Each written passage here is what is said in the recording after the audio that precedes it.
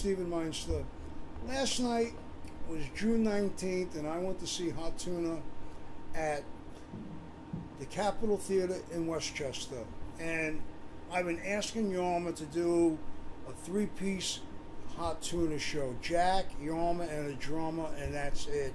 And I've been doing videos for the longest time, and I have to tell you guys something, that last night, June 19th, was probably one of the best Hottuna concerts in 25 to 30 years. It was Jorma, Jack, a drummer, and another guitar player, and they jammed for 3 hours. They did the encore was hit single number one, and it literally was a 25-minute version, jam ass kicking version. The last song of the night was Funky Number 7, and again, that was an ass kicking version. I did not before the show. I went backstage and Jorma signed my Martin M30 guitar, Jorma Calcum series guitar, and we had a long talk about the old days, jamming and everything. And then I showed him a video back from the 70s where he said, "Oh my God, look at the hair on me. What happened to my hair?" and everything. And he looked at the video, and I gotta tell you, they came out. Leon Russell was great too, but Hottuna came out and they literally kicked ass. It was the first jamming Hottuna show that I have been to in 10 years. They kicked the shit out of every song. Jorma played all the leads. Barry wasn't there playing mandolin. It was just Jack, Jorma, a different drummer. Scooter wasn't there. It was somebody else. And I don't know the guitar player there that always plays with him. But I am telling you that last night, the 19th, at the Capitol Theater in Westchester, the show was unbelievable. They had such a great time. I mean, Jorma was a pleasure. He jammed those freaking leads. Jack was all over the stage. The songs were not written in stone. They actually jammed the shit out of every freaking song that they played. And the crowd loved it. The crowd did not know. This is the first Hottuna ticket that I have bought in 20 years, and I got old styled Hottuna.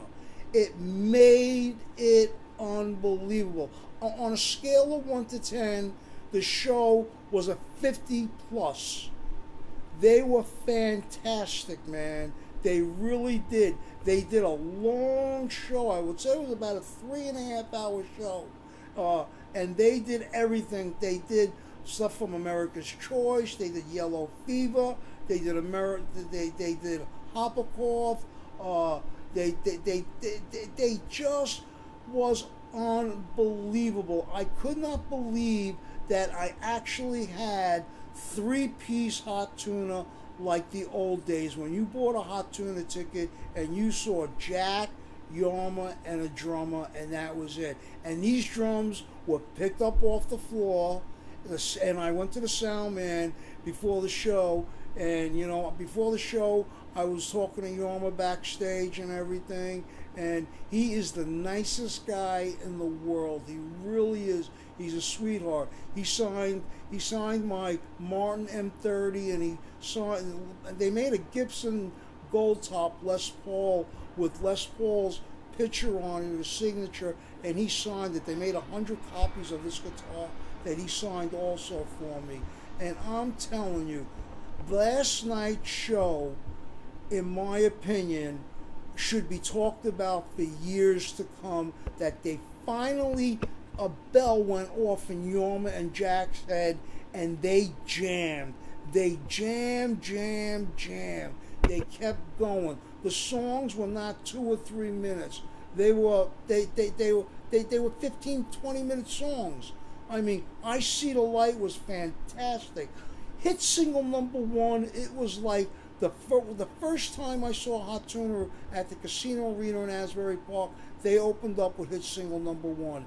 and they ended the night with that song. And let me tell you something, they blew the roof off it.